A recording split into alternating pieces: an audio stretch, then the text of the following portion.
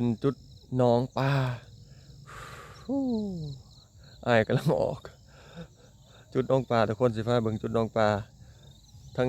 นั่นเป็นจุดสวนตัวนี้มาจุดหนองปลาทุกคนพาไปเลาะเบิ่งจุดหนองปลาทุกคนไปนี่บรรยากาศย้ำเสาๆทุกคนบรรยากาศย้ำเสาหมอกกำลังลายอยู่ตอนนี้กำลังนี่อยู่หมอกอยู่ตอนมัน6 โมงกว่าแล้วน้องทั้งลุมน่ะก็จะเป็นบอลเข้าหาอยู่หากินบอลไปส่วนหากินใส่เกินใส่กองเกาะยังนี่แหละใส่เอากุ้งใส่กองเกาะเกินเดี๋ยวเขาเอินผ้าเอินกุ้งลายในกุ้งน้อย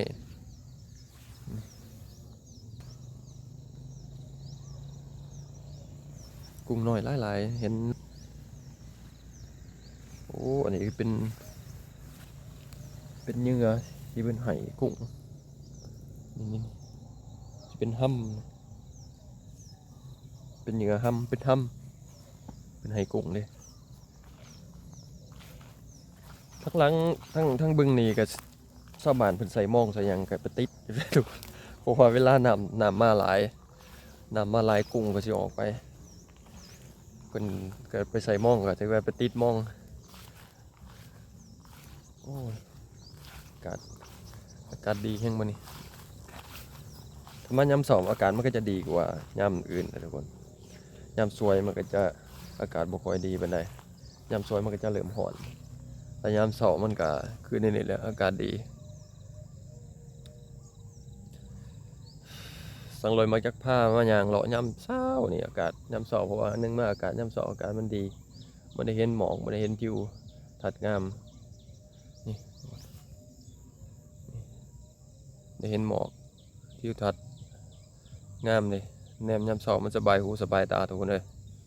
ออกมาเป็นเสาร์นี่คือดีที่สุดได้เจอหมอกแสงแดดก็บ่ค่อยแห้งดอกบัวอะไรดอกบัวแบะนี่คือดอกบัวแบะดอกบัวทองกินได้ทุกคนดอกบัวนี่กาดมันกินได้เอาไปออมไปยังไปกินกับป่นกับยังก็แซ่บทุกคนนี่อาจจะเป็นบรรยากาศ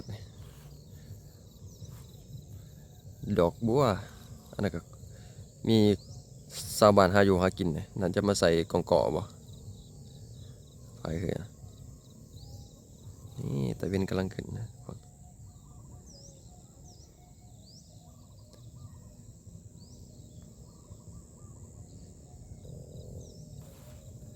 อยู่ทางนั้นก็ถือว่าเป็นศูนย์ที่เป็นมาเฝ้าเป็นศูนย์ทางนั้นบอลเป็นเพาะพันธุ์ปลาทางนั้นนี่ก็คือบริเวณสวนเพิ่นจะอ้อมหัวไว้อยู่มีน้ำมักจับอ้อมไว้น้ำมักจับเพิ่นอ้อมไว้นี่บริเวณสวนอันนี้คือบริเวณสวนเพิ่นจะบ่อนุญาตให้เขามาหาอยู่หากินเพิ่นจะอ้อมเมียนแบบนี้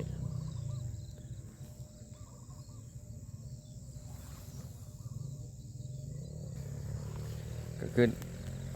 เขตนอกออกไปก็คือเป็นบอลอายุหากินเลยอันนี้ก็เป็นอ่างเก็บน้ำหนึ่งที่ว่าไหลไปสู่ทางนั้นทุกคนไหลไปสู่ทางบึงขามหมดเลยแหละทุกคนดินที่ว่าเพิ่นมาขอเหตุขอสั่งเพิ่นก็ถือดินของผู้ใดก็คือผู้นั้นจะมีสิทธิ์ได้มาเฮ็ดเวียกน้ำเพิ่นในเขตนี้เนาะทุกคนดินที่เพิ่นมาสั่งเป็นสวนพัฒนาเนี่ยก็คือเขตน้องเตานี่แหละนี่คือจุด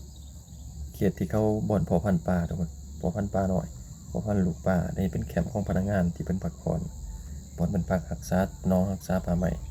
ไปต่อกันคลิปหน้าทุกคนไป